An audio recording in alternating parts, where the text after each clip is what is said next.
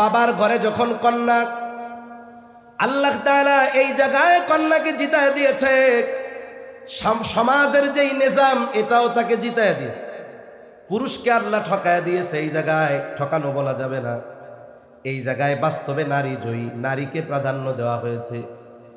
এরপরে যখন নারীর বিবাহ দেওয়া হবে, এই দেশের সবচাইতে উচ্চ শিক্ষিত ছেলে যদি হয়, সবচাইতে সুদর্শন ছেলে যদি হয়, ওই ছেলে এসে যদি প্রস্তাব দেয় আপনার কন্যা বিবাহ করতে আমি রাজি, তবে একটা শর্ত হলো, আমার যেহেতু যোগ্যতার কোনো অভাব নাই, বিবাহের পরে আপনার কন্যার সমস্ত খরচ বহন করার দায়িত্ব আপনি পিতার নিতে হবে।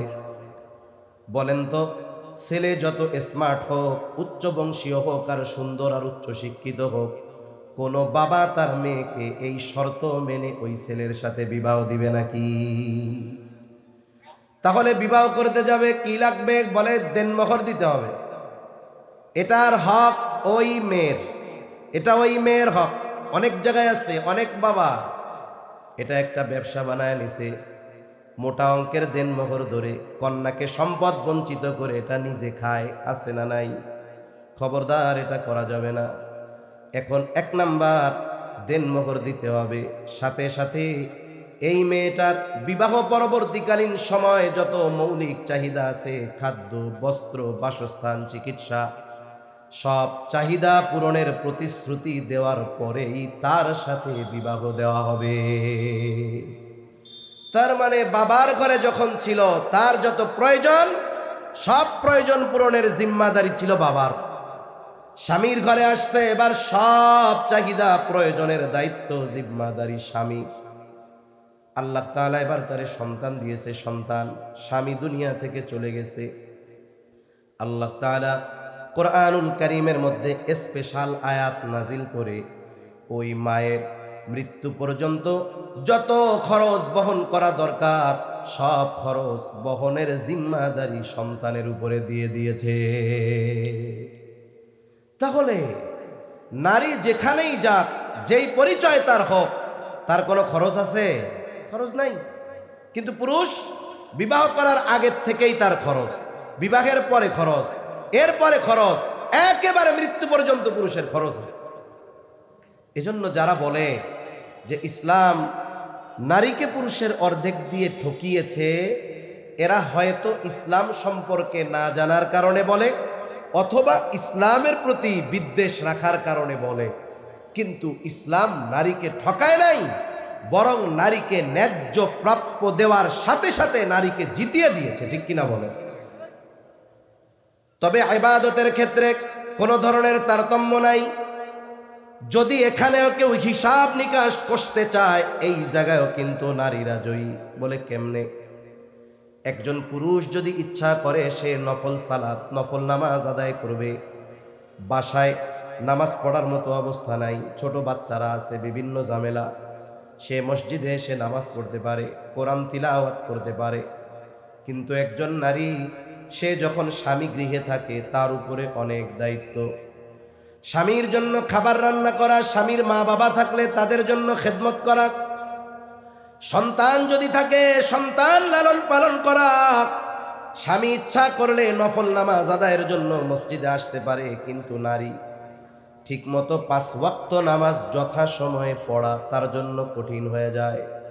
সে ইচ্ছা করলেই কোরআন পড়তে পারে না, ইচ্ছা করলেই সে নফল সালাত আদায় করতে পারে না।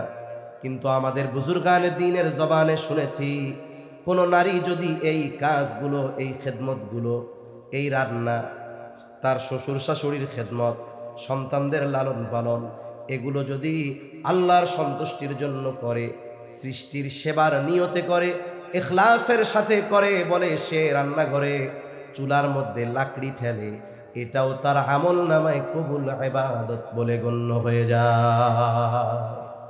অথচ পুরুষ মসজিদে আইসা নামাজ পড়ছে, ওর নামাজ কবুল হইতেও পারে, নাও পারে। অথচ কে সে ঘরে লাকড়ি ঠেলে শ্বশুর শাশুড়ির কাপড়টা একটু ধুয়ে দিয়ে সে কবুল নফল ইবাদতের সওয়াবের মালিক হয়ে যেতে পারে। যদি হিসাব করা হয়, এই জায়গাও আল্লাহ নারীরে জিতায় দিচ্ছে। তাহলে আসেন, কথা শুরুতে অনেক লম্বা হয়ে গেল, মূল কথার দিকে যাই। আল্লাহ তাআলা বলেন, মান আমিলা সালিহাম মিন যাকারিন আও উনসা ওয়া হুয়া মুমিন, যে নারী অথবা পুরুষ আমলে সালেহ করে, সৎ কর্ম করে।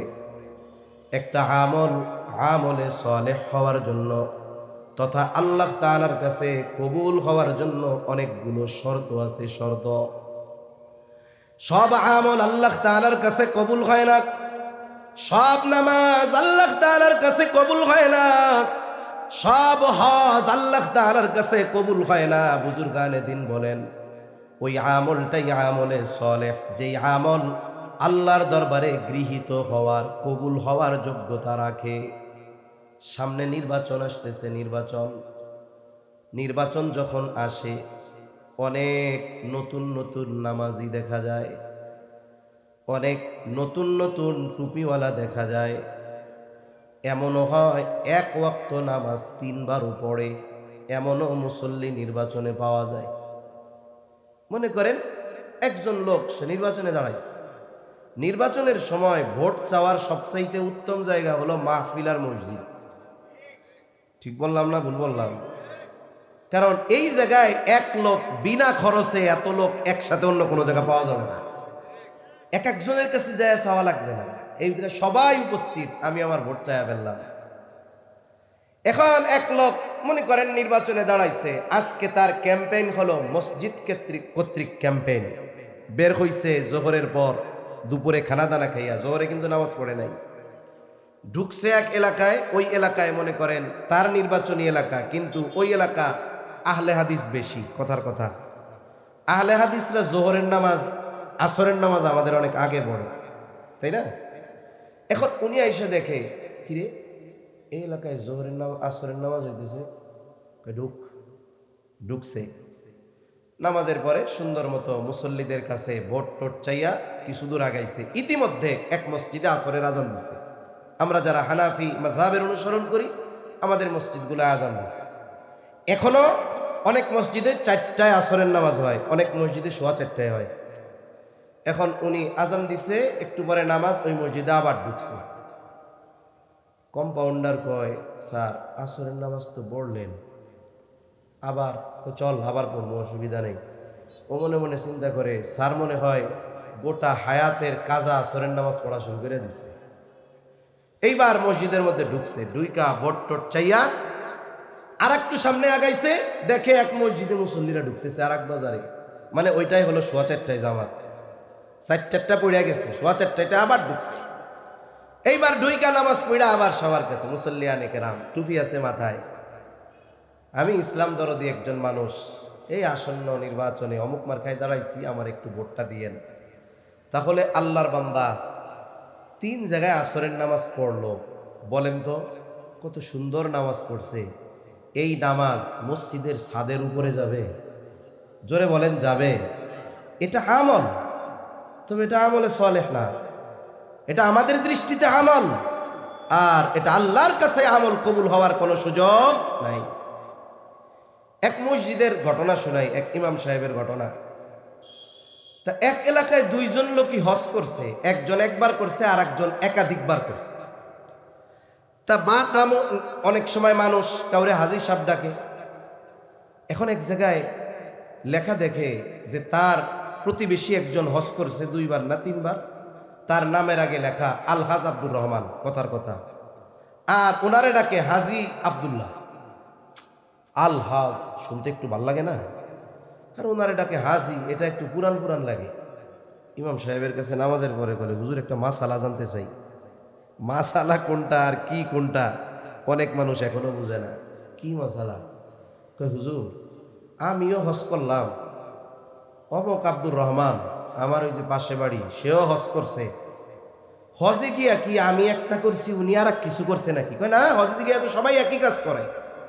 কইলে ওনারে আলহাজ কয়, আমারে হাজি হাজি কয়। এখন আলহাজ হওয়া যায় কেমন একটু বলেন তো? ইমাম সাহেব কি জবাব দিব? কয় চাচা উনি তো 3 বার হজ করছে, আপনি একবার করছেন, আপনিও 3 বার করেন, আলহাজ হয়ে যাবেন। এখন উনি এরাদা করতেছে, দোয়া করেন হুজুর, আল্লাহ যদি আমারে বাঁচায় রাখে, আমি আরো 2 বার হজ করে আলহাজ হইয়াই যান। সে যদি 100 বছর হায়াত পায়, প্রতি বছর যদি হজ করে, আলহাজ নামের আগে আসতে পারে, কিন্তু ওই হজ আল্লাহ পর্যন্ত পৌঁছাবে না। এজন্য আমল করলেই সেটা আমলে সালেহ হয় না, আমল করলেই সেটা আল্লাহর কাছে গৃহীত হয় না, কবুল হয় না। আমি আপনি দুনিয়াতে যে আমলগুলো করি, যেমন যে কোনো বিষয়ের ভেজাল জিনিস ধরার জন্য মেশিন আছে, জাল টাকা ধরার জন্য ব্যাংকে মেশিন আছে না? স্বর্ণ 1 নম্বর না 2 নম্বর যখন স্বর্ণকারের কাছে নিয়ে যাওয়া হয়, ও ওটাকে যখন প্রসেস করে, স্বর্ণের খাত ভেজাল সব বের হয়ে খাঁটিটা বের হয়ে আসে। দুনিয়ায় আমরা যত আমল করি, সব আমল আল্লাহর কুদরতি মেশিনের মধ্যে দিয়ে দেওয়া হবে। বলে যে আমলগুলো আমলে সালেহ আল্লাহর জন্য হয়েছে, কবুল হওয়ার যোগ্য, ওগুলো ছাড়া বাকি যত আমল আছে সবগুলোকে আল্লাহ একেবারে নিশ্চিহ্ন করে দিবে। আল্লাহ তাআলা কোরআনে বলেন,